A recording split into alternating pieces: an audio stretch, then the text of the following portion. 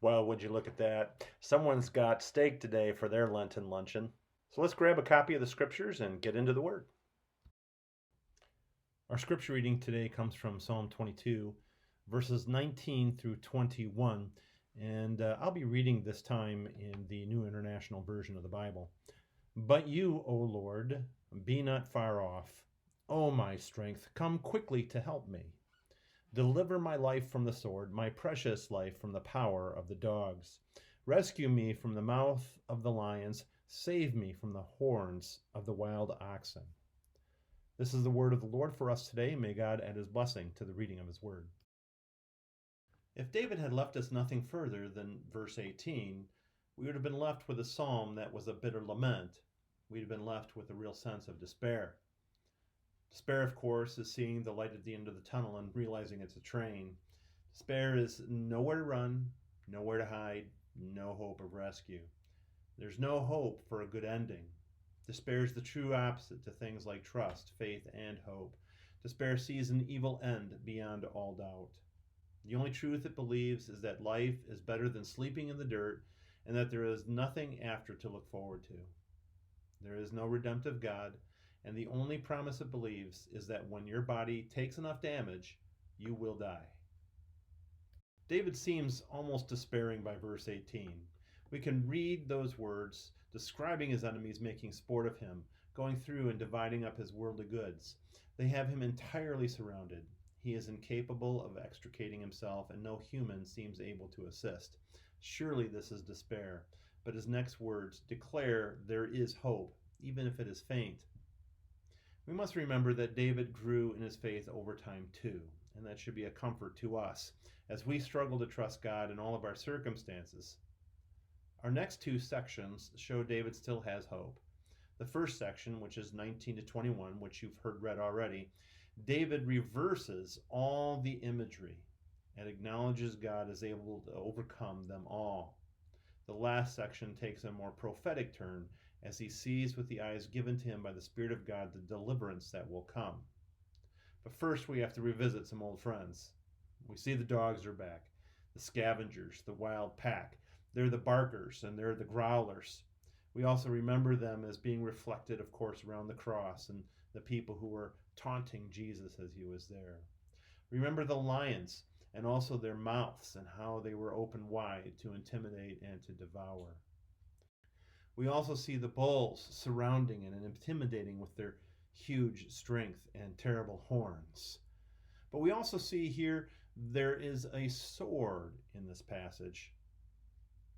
The sword is present and it helps us to understand that David is not just talking about animals, he's talking about people at their worst, being dogs, being bulls, being devouring lions, and using the power of the sword to impose their will. In this section, though, David leads with a very curious word, the term strength. Further investigation reveals that the translators really are struggling with this, though, and David has more in mind than mere muscle power. The NIV follows the King James in using strength, while the New American Standard uses help. The NRSV leaves this particular term here untranslated. As we shall see, it's worth chasing this term down a bit. It's a very curious term in this context in the Hebrew. What is plain is that the word is meant to stand against those who are opposed to David. It is meant to oppose those described as the sword, the dogs, the lions, and the bulls. But how so is the mystery. You see, the Hebrew word used here has as its immediate referent a grove of very tall and strong trees, particularly either oak trees or terebinth trees. The scholars seem to be divided as to which one is the primary reference. In fact, actually, this particular term as it's used here could refer to a combination of both. Trees were considered sacred in many ancient cultures.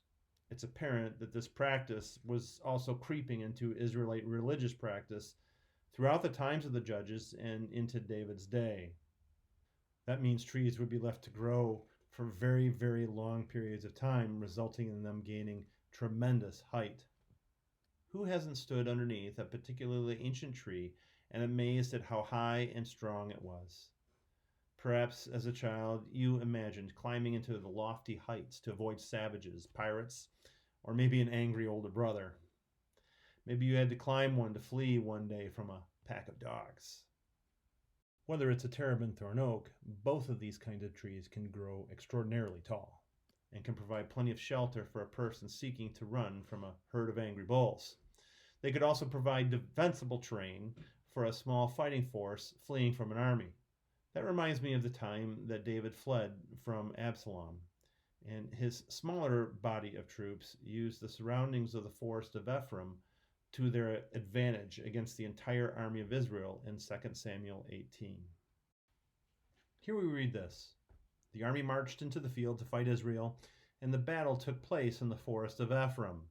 There the army of Israel was defeated by David's men, and the casualties that day were very great, 20,000 men.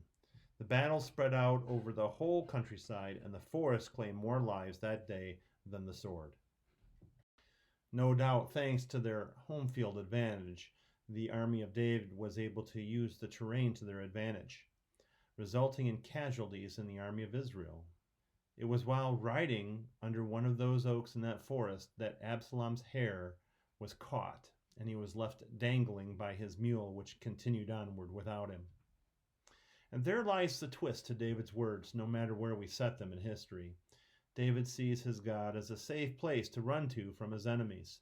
Sometimes, while he was in the wilderness, he saw God as his rock or as his fortress. But before he found those places, when he first fled Saul, he was in more fertile country and looked around to see mighty trees gathered together as a place he could run to from wild animals or perhaps hide from his enemies. And we can't discount the possibility that when he actually wrote those words, he was actually fleeing Absalom. He had no idea in either case how literally God would fulfill his words in Psalm 22. What he did know is that his God is a place to run to when surrounded. He knew that God is strong and a deliverer, and despite all evidence to the contrary, he was not going to despair.